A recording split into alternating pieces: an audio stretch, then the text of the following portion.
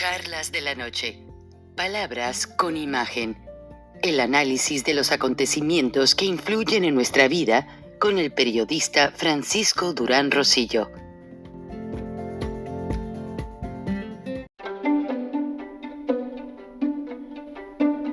Frank Durán Rosillo te saluda y los saluda a todos ustedes, su amiga María Celeste Raraz, para invitarlos a que se suscriban a mi canal de YouTube, María Celeste Raraz, tal como mi nombre, donde les informo todas las semanas sobre entrevistas que tienen un tema que ayuda a mejorarnos como personas y de paso son interesantes.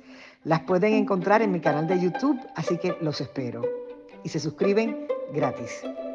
Amigos, pues básicamente ya Kristi Noem, la secretaria de Homeland Security, acaba de anunciar, junto con el Czar de la frontera y varios miembros de ICE, o sea, inmigración, que no se van a detener en las deportaciones ni en la captura de criminales, especialmente porque en el fin de semana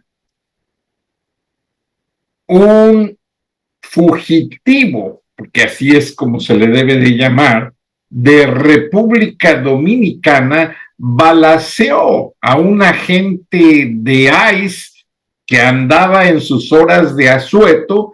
Afortunadamente andaba con un compañero que traía su arma oficial. Ellos tienen permiso, aunque no estén en servicio, pero si traen su badge, su credencial, su placa, pueden portar su arma. Y gracias a ello, cuando este individuo le disparó en la cara y lo hirió a este agente, bastante hacen arriesgando su vida,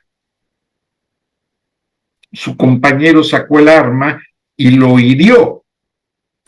El criminal originario de República Dominicana se montó en una motocicleta y huyó junto con el conductor de la moto, pero afortunadamente las autoridades corrieron la alerta y la policía lo detuvo cuando llegó a un hospital a pedir auxilio clínico.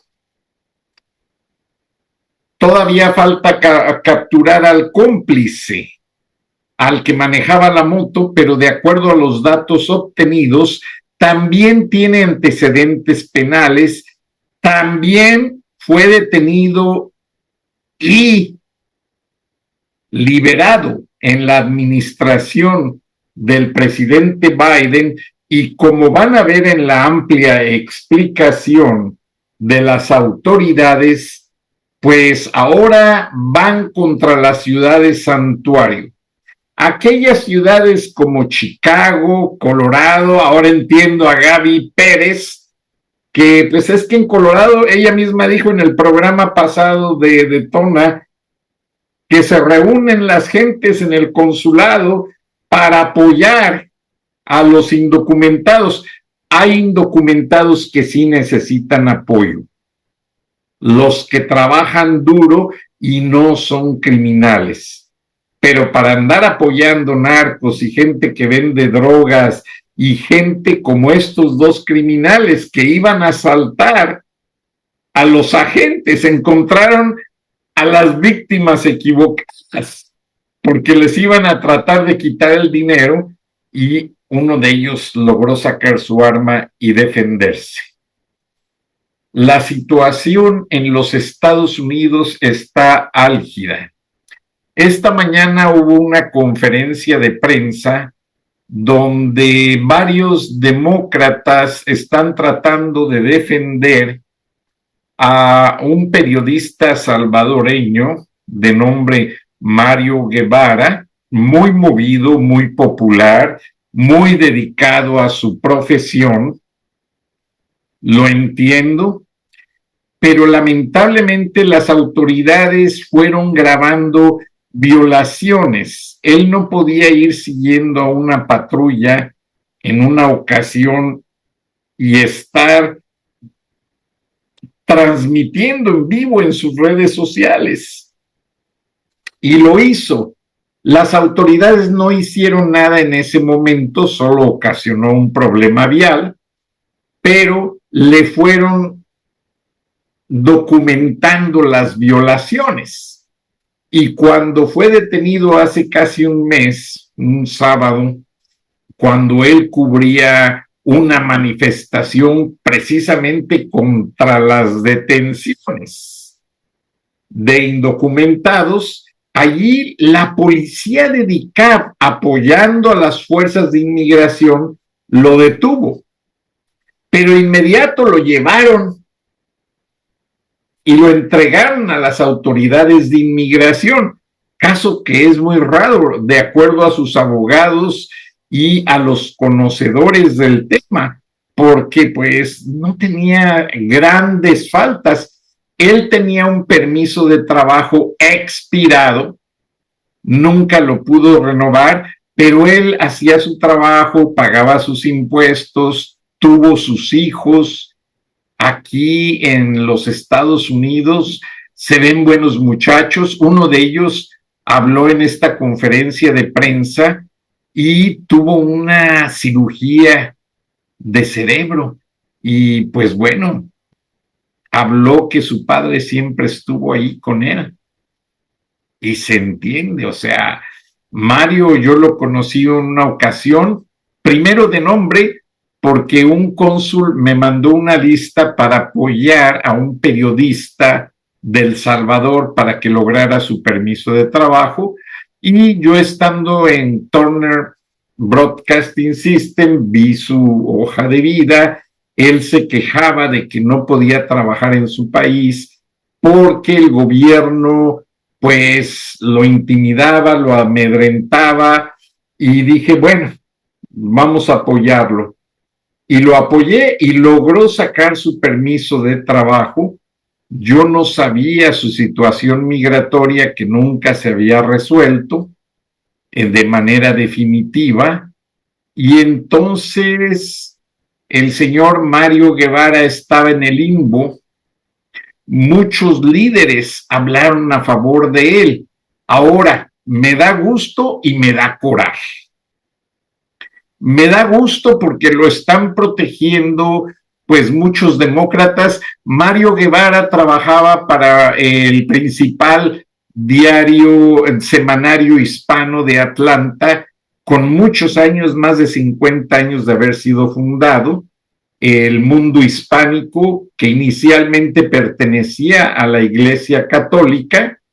Después Lino Domínguez, quien iba a ser sacerdote y se retiró de los estudios, le compró el periódico a la Iglesia Católica por $1,000, algo así, en aquel tiempo era un dineral, y junto con su esposa, una brasileira,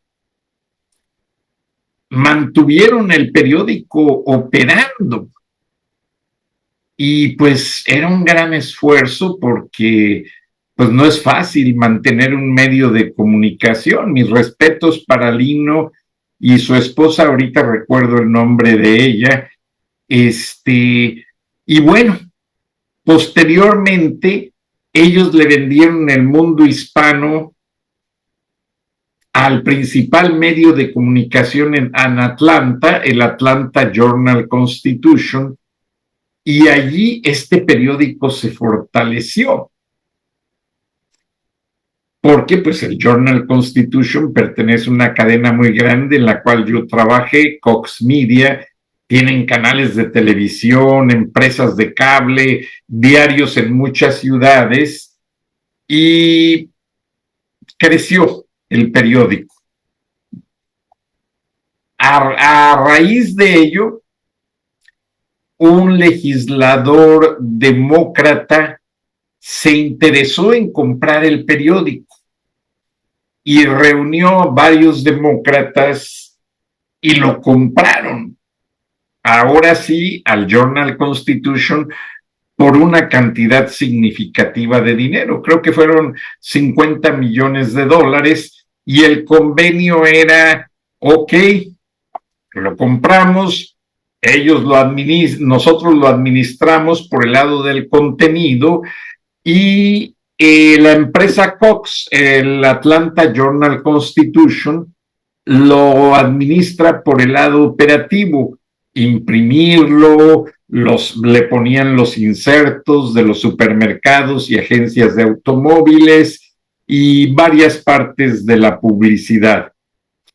Ya me acordé del nombre de la esposa de Lino Domínguez, Carola, ay, no recuerdo el apellido, pero muy amable la señora, hablaba portugués conmigo, siempre se portaron maravillosos. Y Lino hizo un gran papel junto con Carola administrando el periódico. Al venderlo al Journal Constitution, pues el periódico se fortaleció, pero no tenía el toque político.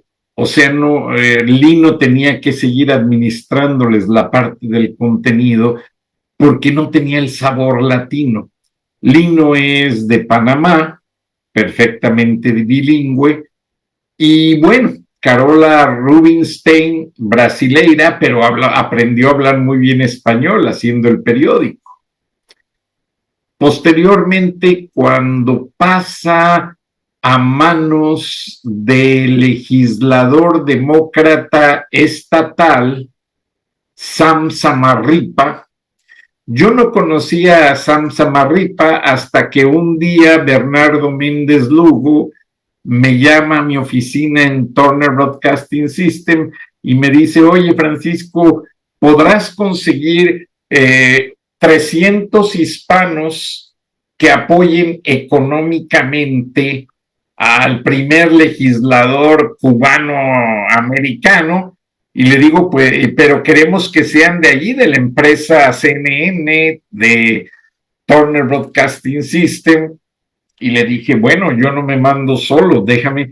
Y le hablé a mis directivos, le platiqué a Carlos Díaz, un puertorriqueño muy político, muy consciente de hacer valer la voz de los hispanos, tan así que después fundaron un canal de televisión, Georgia TV, junto con Rafael Ortiz Guzmán y varios empresarios.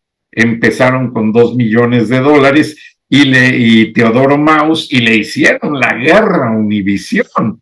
Y Univisión quedó muy molesto con este grupo político, y Sam Samarripa quería tener más participación en los medios. Sam Samarripa compró unas tierras, tiene un rancho y aparte tiene parte de su capital en una farmacéutica. El señor es muy activo, lo encuentran en las redes sociales, Sam Samarripa. Y Sam Samarripa adquirió el periódico y lo sigue administrando, pero llegó un momento con las redes sociales y el crecimiento del Internet que el periódico, que fue Sam Samarripa el que contrató a Mario Guevara, uno o dos reporteros eran todo lo que tenían, lo demás eran notas de agencia, pero Mario Guevara se supo mover muy bien en la cobertura de las notas y se ganó a mucha gente de la comunidad latina. Sorpresivamente, porque a todos nos sorprendió, Mario Guevara fue detenido. No por inmigración, por policías de DICAT, y ellos lo entregaron a inmigración, o sea que ya tenían un dato para ir sobre él. Y yo presenté el video de la detención en este espacio. Pero seguimos admirados porque yo hablé con un abogado y me dice, Frank, no te metas, porque los abogados quieren utilizar este caso para hacerse famosos, porque es un reportero muy conocido, y ganar más clientes de inmigración. Y le agradezco a este abogado muy serio. Y me dice, y los demócratas pues nunca van a hacer nada. Lo que quieren es aparecer en la foto, como que ellos lo están defendiendo para ganar votos, pero nunca hacen nada, nunca hacen una pieza legislativa. A los latinos siempre nos usan de carnada para que ellos ganen votos, como Sam Samarripa, que quería el apoyo a su partido demócrata de todos los latinos y dinero, y después se desentendió. No volví a saber de Sam Samarripa hasta que compró El Mundo Hispánico. Entonces, a mí ese tipo de gente no me gusta, no me cae, por eso no reproduzco la conferencia de prensa. Entiendo a Mario, estoy cristianamente con él, perdón, estoy en vivo, y si él no cometió delitos, porque no conozco el expediente, pues qué lástima y ojalá Dios, porque no, las autoridades y estos democratitas no lo van a ayudar. Ellos quieren utilizar el momento para la foto, para crecer en su popularidad, y pobre Mario, la verdad no veo. Y como a bien me lo dijo este abogado muy conocedor, me dice, mira Frank, no van a hacer nada. A Mario yo ya lo veo deportado en su natal El Salvador o en una prisión de inmigración en Georgia. Y así ha pasado desde hace un mes y medio aproximadamente, en que Mario fue detenido, y pues todo ha sido polémica. Los medios, eso sí, han apoyado a Mario. Los medios en inglés, mis respetos. El Atlanta News First y el Canal 2 WSB-TV de Cox Media, que ahora creo que pertenece a otra empresa, sí lo han apoyado. Pero después de allí, nadie. Ahora, a mí me causó mucha sorpresa porque Atlanta News First iba a poner toda la conferencia en vivo esta mañana. Yo le pedí a alguien que me la grabara y no la tuvieron en el Open Broadcasting, la tuvieron en los sistemas de cable. O sea, Atlanta News First tiene dos feeds, uno para el análogo o lo que es la antena abierta de televisión y otro para los sistemas de cable, y ahí fue donde lo pusieron, en los sistemas de cable. Pero una lástima porque, digo, si van a apoyar, apoyen con toda la mano. Y aunque todos los legisladores de Georgia hablaron desde el piso del Capitolio estatal y algunas organizaciones sociales, pues esto debió de haberse hecho desde que Mario empezó su trámite migratorio. Yo casi estoy seguro de que Mario no estaba tranquilo sabiendo que tenía un permiso expirado de trabajo. Entonces, ¿qué pasa? Ahora toda la gente que quiere cubrir el caso tiene que hablar solamente con el abogado de Mario y que el abogado de Mario supervise lo que se va a decir y darle crédito al bufete de abogados y a la mierda. Yo no compro eso. Yo estoy con Mario, pero no con los abogados come mierdas, porque ellos venden el miedo. Ellos espantan a muchos migrantes para cobrarles más dinero. Abogados y médicos trafican con la ignorancia de la pobre gente. En su gran mayoría, no todos. Hay otros muy decentes que dicen, no, mira, esto no te conviene así, no te conviene así, no te conviene gastar. Mis respetos. Pero, como lo van a ver en la declaración de la conferencia de prensa, ahora le toca a las ciudades santuario.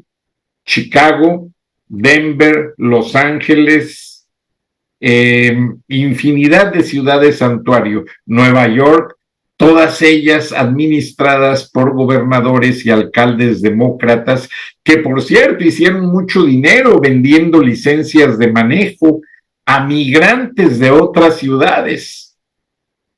Y ahora hay un gran problema porque ya en los estados republicanos, como Georgia y varios más, pues ya no reconocen esas licencias de conducir y ya no les quieren ni renovar el seguro de manejar del vehículo, etcétera, etcétera.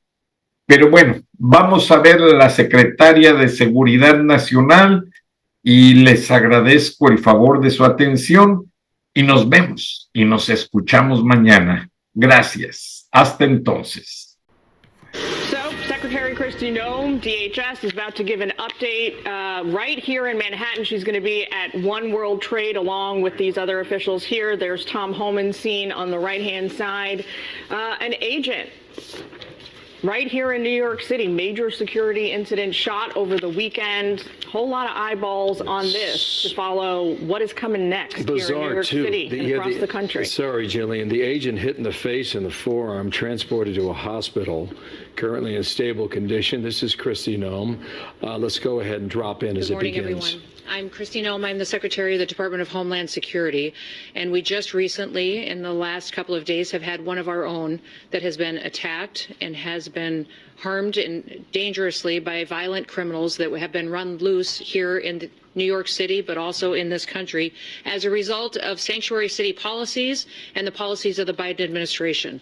I just want you all to know that we have our hearts and our prayers going out with our officer and with his family and his friends, and we'll be lifting him up in prayer for his quick recovery and his healing from this terrible tragedy that has befallen him. Listen, our officer was off duty on Saturday evening when him and his friend were attacked. They were attacked by two individuals that were set on robbing them, and thankfully he had his service weapon with him and was able to defend himself and his friend and injured one of those individuals that was trying to do them harm. His quick action speaks to his tenacity and his excellence in training and skill, and because of that, one of the perpetrators was wounded in this interaction and was incarcerated when he came in to get medical treatment. One of the suspected attackers, the one that was injured, his name is Miguel Francisco Mora Nunez, a Dominican national that was entering into this country illegally back in 2023. He was then released back into this country by the Biden administration. Miguel Francisco Moro Nunez is and has a rap sheet that is a mile long. He was arrested. He was charged with grand larceny and also assault. The state of Massachusetts has an active warrant out for him for armed robbery with a firearm. He also has many other charges against him, such as kidnapping and witness intimidation. There's absolutely zero reason that someone who is scum of the earth like this should be running loose on the streets of New York City. He was arrested 4 different times in New York City, and because of the mayor's policies and sanctuary city policies, was released back to do harm to people and to individuals living in this city. Make no mistake, this officer is in the hospital today fighting for his life because of the policies of the mayor of this city and the city council and the people that were in charge of keeping the public safe. They refused to do so, and now we have the situation on our hand where someone who has dedicated their lives to protecting the public is now fighting for his own. I'm calling on every single mayor and sanctuary city and sanctuary governor to change their policies and to change their tactics right now. Their job is to take an oath to protect the public, to protect families that are out there every single day trying to provide for each other and to try to live the American dream, and they want to do so safely in their own communities. How many more lives will it take? How many more people have to be hurt and victimized before we have public safety be a #1 priority in some of our largest cities? When I look at what Mayor Adams has done to New York City, it breaks my heart to see the families that have suffered because of his policies. We can look across this country at other mayors. We look at Mayor Wu in Boston and what has happened there under her watch. What's happened in LA with the riots and the violence and the protests that have gone on because of Mayor Bass and what she has perpetuated. When you look at Mayor Johnson in Chicago and how devastating it is to live in that city and some of those poorest communities, how they suffer every single day with the violence that's in front of them, just because these individuals are protecting criminals. They're protecting criminals who go out and murder, rape, rob. They perpetuate violence on our children. They traffic them and drugs and damage this country every single day under the protection of sanctuary city and governors who put in place these policies that allow them to perpetuate these crimes with no consequences. What I would say is today, my hope is that this would wake up these individuals, and they would recognize that they can't keep letting these dangerous criminals go free. They can't continue to let these individuals be brought in for crimes they're committing against the public and then releasing them right back onto the streets with no consequences whatsoever. Fortunately for us today, our officer survived. He survived. He's going through a very difficult time, and I would ask that you respect him and his family and his friend who was with him and what they have gone through. But I would also say that we can't guarantee that the next victim of these dangerous criminals will be treated the same or will be able to get through this dangerous situation. We were able to bring the second individual in and have detained him as well, and he will face consequences and hopefully strong prosecution for his crimes and his involvement on Saturday night. But my hope is that we can continue to, when ICE is out in our communities and they're lodging detainers against individuals that are in this country illegally perpetuating crimes, that we would have a city like New York City start to honor them and allow us to bring these criminals to justice, allow them to get them out of our communities so that they can't continue to hurt people like we saw on Saturday night. We still have a lot of work to do.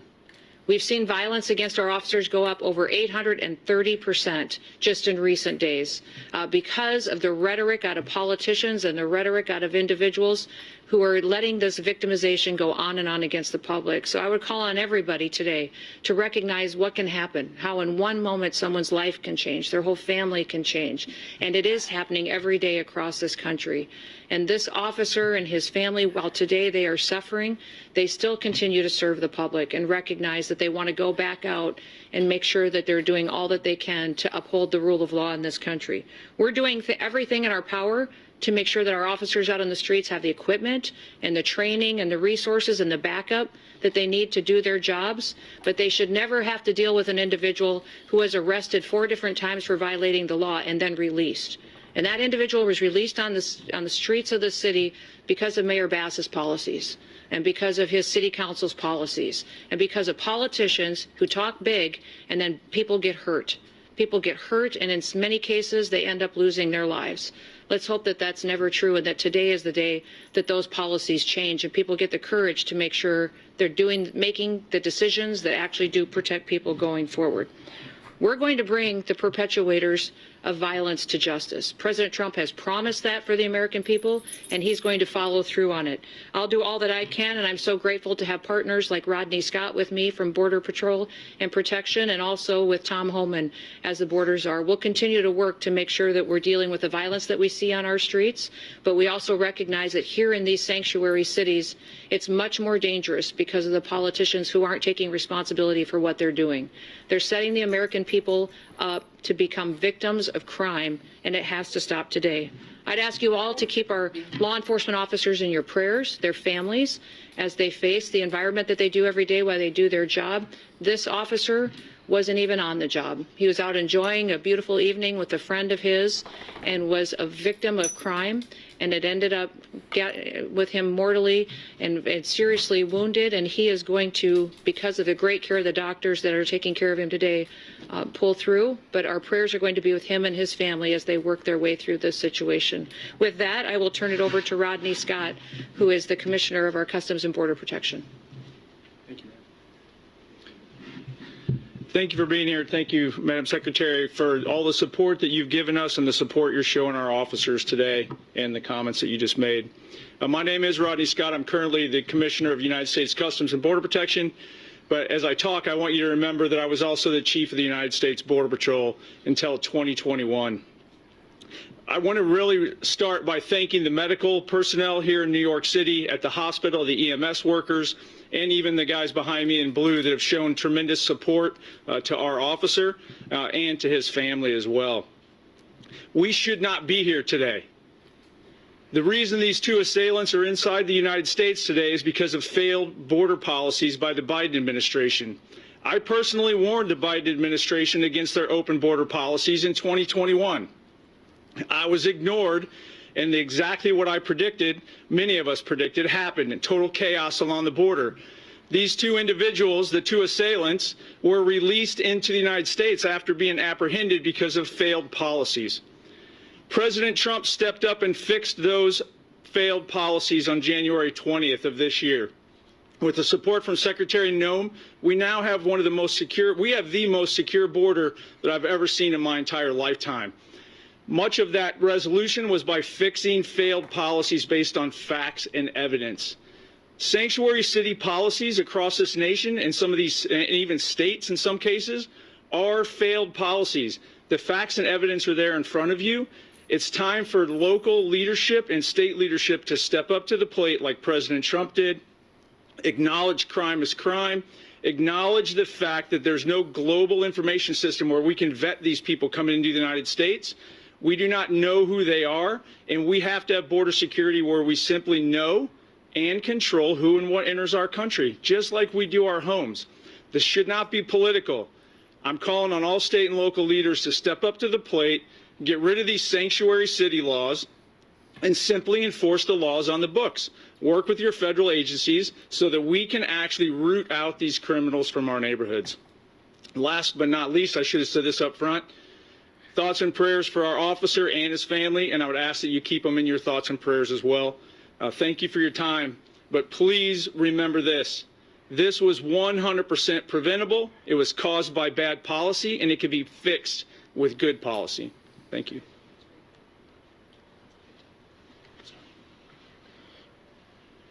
I visited the officer last night. Of course, he was heavily sedated, so I didn't have words with him, but I did talk to his family. They're devastated. It's just a shock to the soul when you walk in and see that young man laying there.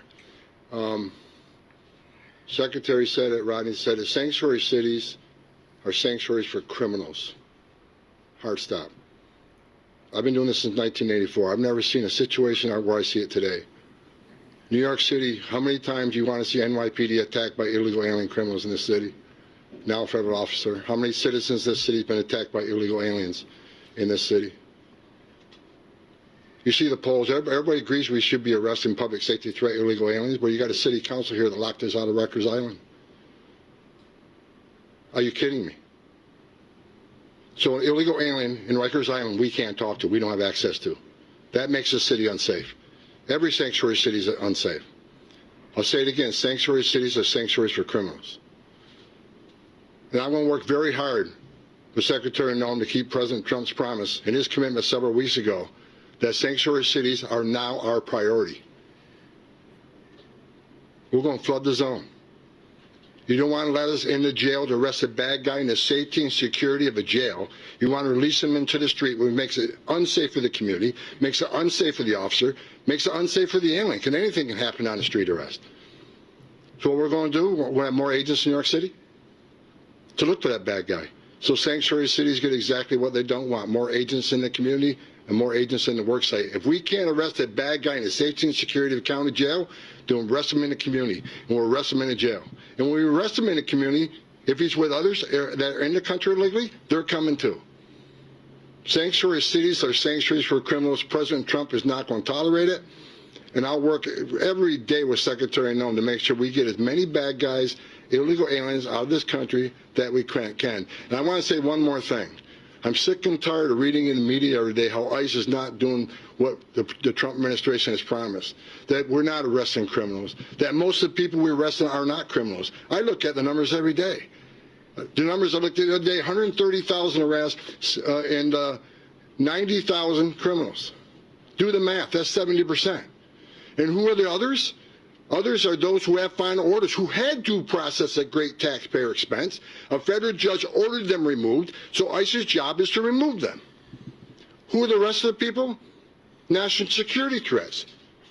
Under Secretary Noem's leadership, they've arrested several hundred Iranian nationals. National security threats. They may not have a criminal conviction, but they need to be detained. They need to be arrested and taken off the streets of this country. Then I read another story about how most people in ICE detention aren't criminals. Now the story is, how bad would criminals have to be? I saw a story the other day. Only 1% of the illegal aliens removed were murderers. Are you kidding me? Being in the country illegally is not illegal anymore? You got to commit a murder to be deported? If you look at ICE detention, I'll say it again. Look at detention. Who's in detention? I looked at the numbers this morning. A majority are criminals, for criminal history. Who are the rest? Final order cases, who are judge ordered removed. The others are expedited removal by federal statute. Demands they be detained. So with the media out there, let's try telling the truth about the men and women of ICE and the men and women of the Border Patrol. I wore that uniform. I was an ICE agent. These are the finest men and women in this country that put their lives on the line every day for this country. I buried Border Patrol agents. I buried ICE agents. Luckily, thank God, we're not burying one today. Enough. I love the men and women of ICE. I love the men and women of the Border Patrol. They're finally doing the job they took an oath to do, and they got a great leadership of Secretary Noem, who's going to enforce the law without apology. I appreciate your leadership, man. That's all.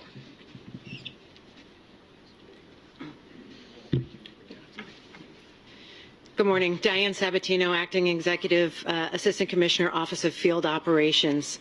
First, I certainly want to express my heartfelt thanks to Secretary Noem, Commissioner Scott, and Border Czar Homan for the incredible support they've demonstrated for the New York Field Office, Office of Field Operations the last couple of days.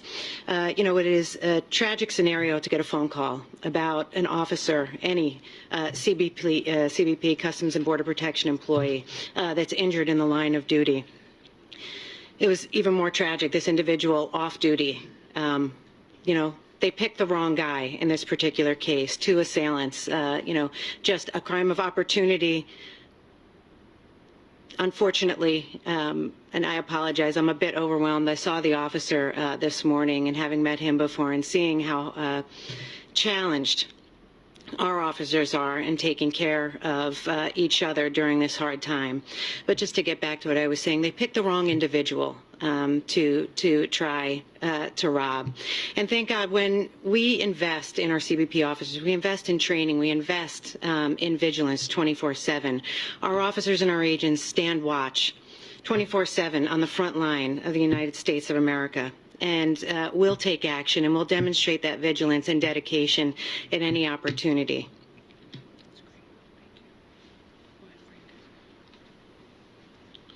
Morning, everyone. My name is Frank Russo. I'm the Director of Field Operations for U.S. Customs and Border Protection in the New York Field Office. We sit on a historical site. This building, One World Trade Center, sits on the very footprint of our old custom house. We were here from 1973 until 9/11. The memorial fountains that sit outside this window remind us of the attacks on 9/11. We have employees who were here for the first attack in 1993. They were here for the attack on 9/11, and they're back again. Our officer who was attacked on Saturday night embodies all the courage and resiliency of all our employees in CBP who are here in the New York Field Office. And our hearts are with him and his family as he recovers. And we ask that you all pray with us for his quick recovery. These acts, as the Secretary, Commissioner, Assistant Commissioner, Mr. Homan mentioned, should not have happened. And we need your help to make sure that they don't happen again. We thank you all for being here. I want to thank the Secretary, Border Czar Homan, Commissioner Scott, Assistant Commissioner Sabatino, and our partners at HSI and ERO for supporting us during these difficult times. Thank you, everyone. Again, we want to continue to lift up this family and our officer in our prayers. We're thinking of him and had the opportunity to visit with them this morning. They're doing well, but they do appreciate the outreach that they've had from the city, from all of the different agencies, the nonprofits that have reached out and have been willing to help them and walk alongside of them. But they also recognize, when I asked them if there was anything that they needed, they said, go after these criminals. One of the things he would have appreciated the most is if you doubled down on these bad guys that perpetuate crimes like these and even use these mopeds to commit their crimes and are well known for using them throughout the city to go out and to rob poor innocent people who are out enjoying an evening on the town with their family members. So we will continue to take that encouragement to go after criminals in this country, and especially those who have perpetuated acts like this that shouldn't be here and should never have been here. I want to remind you that this individual had been arrested 4 different times before this act happened on Saturday night. Arrested and released again and again and again. And what did we think was going to happen from policies like that? that. When you take a dangerous individual and you allow them to never face any consequences for the acts that they're perpetuating against the public, and then you end up in a situation that could have been prevented. So we're lifting that family up in prayer. We're going to walk alongside them, but also we're going to double down and make sure that these criminal, illegal aliens are not only off our streets, but they're out of our country. And that once again, America can be a country where the rule of law matters, where the laws apply to everyone equally, and never once is an illegal alien put above an American citizen or their safety and their opportunity to have the American dream. So with that, we'll open it up to any questions that you may have. Yes, sir. If you could talk about what you plan to do here in New York, talking about ramping up some of that enforcement, and two, how do you make this push to get more ICE agents? I saw on social media the push to get back some folks who may have retired, folks who know how to do that work. What's it going to take to get them? Yeah, we've already had some retired agents that have indicated they'd like to come back and help. They love the opportunity to come back and work for an agency that's allowed to do its job. Under this administration, President Trump is allowing our ICE and our CBP officers, our law enforcement officers, to do their jobs again, and that's reinvigorating them and their desire to want to be a part of a team where someone's got their backs. What we'll do in a city like this is we'll double down. We'll put more agents here. We'll put more personnel here. We'll give them more equipment, more training for situations where they may have to go into a dangerous neighborhood where local law enforcement won't be there to have their backs. And we'll continue to talk to the public about the truth of what we're doing. The media has lied over and over and over again about what President Trump has given us as direction to do in this country when it comes to criminal illegal aliens. We have prioritized them. They are our targets. We're going to go after those individuals that are perpetuating crimes in our country and remove them and get them out and have them face consequences for what they're doing. So what you will see when you have a mayor like this, a city council like this, that's allowing their people to be victimized, is that we will follow through on our promises. We'll put more people here, more agents, more resources, and we'll have more federal agencies deployed in task force models so that they can go out and do their operations and do them safely. Yes, sir. Secretary, on targeting violent people, Mr. Holman just said we're going to flood the community, and if there are people in the country illegally not accused of crimes, we'll pick them up too. We've seen outside immigration court here in New York City, people still with pending green card claims, pending asylum claims are grabbed right outside of court. So my question is this: I understand you say you're targeting mostly violent people. Are you not undercutting your own argument when you arrest those others? Absolutely not. What we're doing is we're targeting those individuals that are perpetuators of crimes in this country, those who have final removal orders, those who have undergone due process and are needing to be removed from this country. We will do that. The biggest problem we have here in this city is that they don't honor our detainers, is that they're releasing people out of the court system, out of jails, and we have detainers against them, and local law enforcement isn't cooperating with us to honor those so that we can get these individuals off the streets. So we're going to continue to do that work every day, but it would be much safer for law enforcement, much safer for the public, if we could do it in partnership with local law enforcement. And we do that across the country. In so many states, we have agreements with city police, with sheriffs, with local law enforcement who partner with us to make sure our officers can be safe while they do this work, and we can clean up communities that are victims of crime. Unfortunately, here in New York City, it's a different situation, because here people play politics and then you have innocent people get hurt, and that shouldn't happen anymore. Just to be clear, yes, ma'am. So many of those arrests, yes, ma'am, not accused of criminals, if law enforcement, not accused of crimes, local law enforcement cooperate. That's what you're saying? It depends on if you're talking about those who have charges against them, those who have pending charges, those who have final removal orders. Those all continue to be our focus as well. Go ahead. Yes. Yesterday we learned the suspect, Miguel Francisco Mora Nunez, was once deported and then re-entered the country illegally through the Arizona border sector. Can you explain how and why that was able to happen? Well, if you look at what happened during the Biden administration, which is when he entered this country, was that basically anyone who crossed the border was granted an asylum and given a notice to appear in court, and he never did. never showed up, of course, which was happened with millions of individuals who came into our country. And that's the task that we now have under the Trump administration, is cleaning up the ramifications of that invasion of our country. Remember, people came to this country through an open border and those policies that were terrorists, suspected terrorists, people who were violent criminals from across the world, individuals who were emptied out of prisons and mental institutions, and they came to this country, and Joe Biden and his administration just opened the door and let them flood in. The individuals that perpetuated this crime and violence against our law enforcement officer on Saturday night and his friend were two of those exact same type of individuals that crossed the border under those policies. They shouldn't have been here. They had been arrested in the past and released again. I'm thankful we have a president now who's not going to allow that to happen anymore. Yes, sir. The arrest of the second suspect, what's his immigration status? He's an illegal in this country as well. And so he has been brought in. Excuse me? Can you tell us more about when he was detained? He was detained earlier today and was brought in. It's a case that we will continue to work, but he was a part of this robbery on Saturday night, and hopefully he will face full consequences for being a part of that. Under Biden also. He did. They both entered under Joe Biden's policies, and we're grateful for the work of our HSI individuals who were able to go out there and partner with other agencies to bring him in this morning. Yes, sir.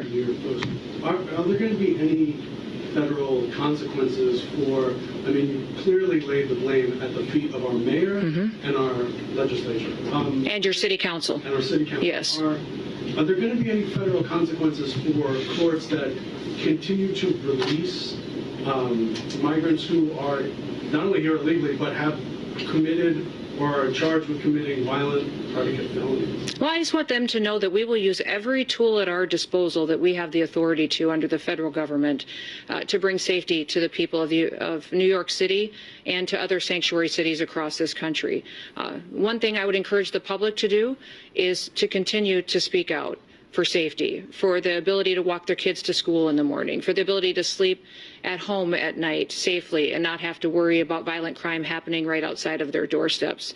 I've been here in the city several times doing different operations with our ICE officers, with HSI officers, and it's amazing to me how you can be out on the street early in the morning while we're incarcerating many of these individuals who perpetuate violent crimes, and the citizens who live in those neighborhoods walk by us and they say, "Thank you.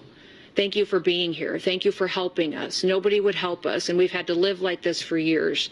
Thank you for giving us the chance to be able to walk down our street again without having to worry about who's going to attack us, who might hurt our children, or what might happen to our small business today."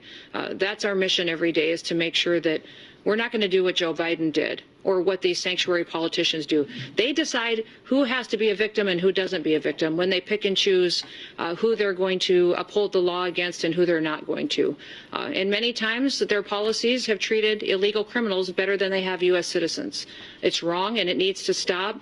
And this situation on Saturday night where our officer was shot and wounded and hurt and is in the ICU right now in the hospital fighting for his life, that had to happen because it shouldn't have happened. It wouldn't have happened if we would have had the right leadership in this city.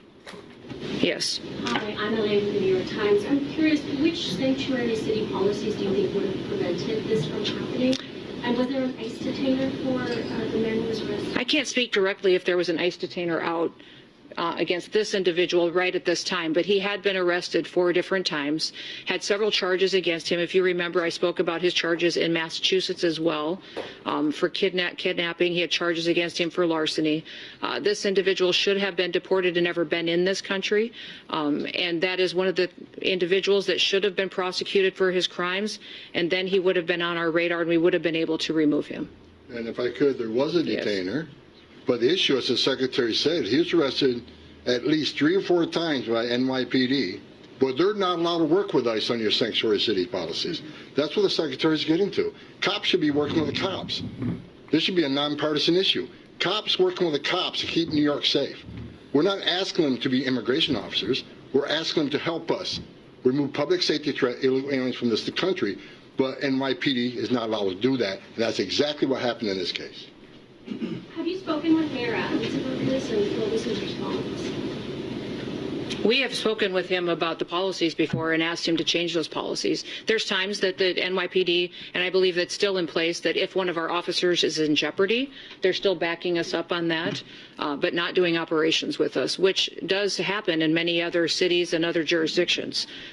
We wish we had that kind of partnership with Mayor Adams, and I know you guys have got a leadership election in this country or in this city that's going to be happening soon. Boy, start looking at the candidates today and see which one is going to start making this city safer, because you've got a mayor today that could have done better, and maybe he'd have more support today if he'd have put his people first. If you look at Commander Shell of NYPD did an op-ed last night that I read, and I saw him doing an interview this morning. He's got 4 decades NYPD. Even he spoke up, said this should never have happened. NYPD should be working with ICE on criminal aliens. I hear you endorse any of the candidates for mayor. No, that's not what we're here today about. We're here today to focus on our officer, his family, and to make sure that everybody understands that this didn't have to happen, and that we want more cooperation out of local law enforcement so that we can get dangerous, criminal, illegal aliens off of our streets. Who's talking? Yes, sir. I see Mr. Clayton here. You intended to take this case federal. Jay, would you like to start? Let me say 2 things. This has been a remarkable press conference, just for the seriousness and the tone by which these officials are addressing this Border Patrol agent off duty, shot in the face around midnight on Saturday night. A couple of things we learned, Jillian. He'd been arrested 4 times in New York City, has a record in the state of Massachusetts as well. The other suspect, there were 2 of them on that moped trying to commit this robbery. Right. He has since been arrested. Kristi Noem said he's got a rap sheet a mile long calling on every mayor and governor in America to protect the public, and specifically calling out the sanctuary city and sanctuary state policies. Tom Homan at the end talking about, cops need to be able to work with cops in this city, across the country. Reminder, Bill, that it was just Friday. We were talking and reporting on how violence targeting ICE officers is at more than 800% right now. Yes, that's right. Yeah. I mean, this speaks to that. This is a sort of anecdotal evidence of that statistic. So the agent's name has not been released. He's being treated. He's in the ICU as we speak, shot in the face, and a remarkable moment, because you could sense that they were stunned by the fact that he survived this, which is the best news of all for the moment. Frank Durán Rosillo te saluda y los saluda a todos ustedes, su amiga María Celeste Raraz, para invitarlos a que se suscriban a mi canal de YouTube, María Celeste Raraz, tal como mi nombre, donde les informo todas las semanas sobre entrevistas que tienen un tema que ayuda a mejorarnos como personas y de paso son interesantes. Las pueden encontrar en mi canal de YouTube, así que los espero. Y se suscriben gratis.